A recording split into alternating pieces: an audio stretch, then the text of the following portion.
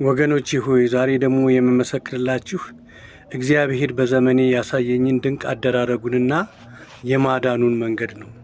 በዚህም ውስጥ እንዴት ጌታን እንዳገኛችሁ እግዚአብሔር ጣት እንዴት እንደደረሰችላችሁ ወደ ኋላ መለስ ብላችሁ እንድታዩና ዛሬስ እኛ በሄድንበት ቦታ በተቀመጥንበት እግዚአብሔር ባስቀመጠን ስፍራ ምን ያህል ለሰዎች ደህንነት ምክንያት፣ ምን ያህል ለሰዎች የመዳን ምክንያት፣ ምን ያህል ለሰዎች መፍትሄ እየሆን ነው የሚለውን ነገር እንድናስብ ከዚህ ምስክርነት ውስጥ ይህንን እንድታወጡ ፈልጌ ነው።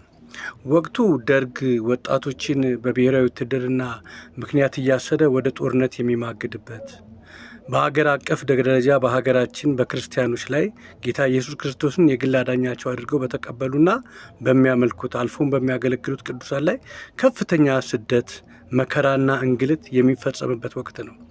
ይህ ወቅት ለእኔ ጌታን ካገኘው ወራቶች የሚቆጠሩበትና በቤተሰቦቼ መካከል ያለሁበት ወቅት ነበር።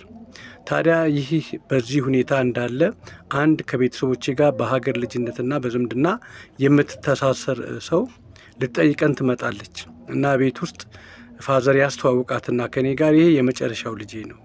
3 ልጆቼ ወታደርነት ዓለም ውስጥ ገብተዋል። አንዱም በህይወት የለም። 2 ግን ያው ወታደርነት ዓለም ውስጥ ያሳለፉ ናቸው። ይሄ ነው የቀረኝ ብሎ ይነግራታል። ይሄማ የአይነ ማረፊያ ነው። ይህንንማ ከወሰዱበት እጎዳለህ። አሁን ደግሞ ባለው ሁኔታ 3 ልጅ ለወታደርነት ሰጥቻለሁ። ይህንን ተውልኝ ብትላቸው አይሰሙም።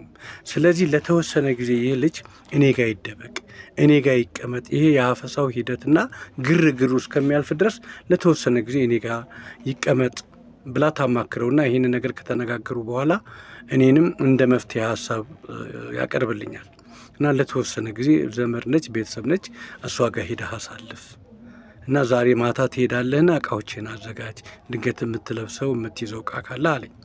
እኔም ስንቄ የሆነውን መጽሐፍ ቅዱስ፣ አንድ የመዝሙር አጀንዳ እንዲሁም በዘመኑ በወቅቱ እንታነጽባቸው የነበሩ የተስፋዬ ጋቢሶ፣ የዘማሪ ታምራት ኃይሌ፣ የዘማሪ ደረጀ ከበደን የመዝሙር ካሴቶች ይዤ ሄድኩኝ።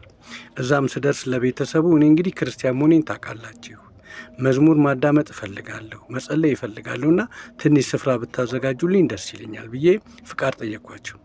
ከዛ በኋላ የመዝሙር ካሴት አንድ ጊዜ አስገባውና መስማት ጀመርኩ። እነሱም ሰሙና በፉክክር መንፈስ እኛም እኮ መዝሙር አለን እስቲ እንዘምርልህ አሉኝ። ዘምሩልኝ አልኩና በጥሞና አዳመጥኳቸው። ሲጨርሱ እስቲ የኔንም መዝሙር ስሙት አልኩና አንድ ዝማሬ ዘመርኩላቸው። ደሙ በመቃኑ ላይ ነው፣ ደሙ በጉበኑ ላይ ነው፣ የሞት መልአክ አያስፈራኝም፣ ተሸፍኛለሁ አያገኘኝም፣ ጠላት ሲንጫጫ በሩቅ ያለው ክብር ለበጉ